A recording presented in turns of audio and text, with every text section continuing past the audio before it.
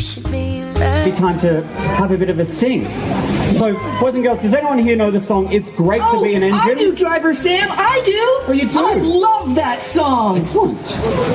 Alright, so, boys and girls, when Thomas and I sing It's Great to Be an Engine, we need you to move your arms like this, like a train. Can you have a practice? It could have been, I never could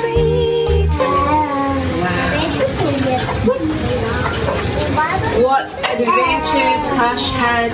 Because she couldn't be seen, she could be squashed by koalas. Oh dear, what have we got caught here?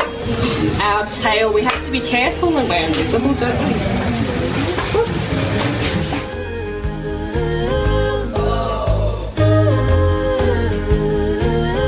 I'm thinking I could be your only, not heavy but the kind of thing that moves.